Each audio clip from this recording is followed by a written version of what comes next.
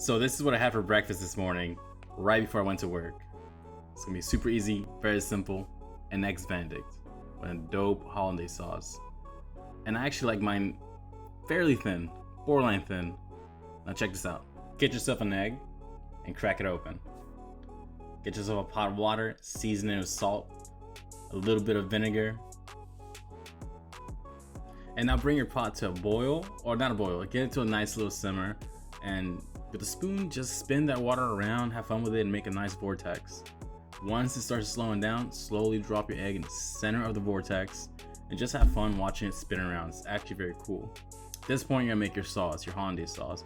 Go with 3 egg yolks, a tablespoon of water, lemon juice, season to taste. If you wanna add anything else, it's completely your choice. Now, we're not gonna use melted butter or clarified butter. We're gonna use whole unsalted butter at room temperature, just because it's easier. You know what I mean? If you wanna make a quick meal before you go to work, this is it. Thicken it to your choice. Me personally, like I said, I like mine borderline thin.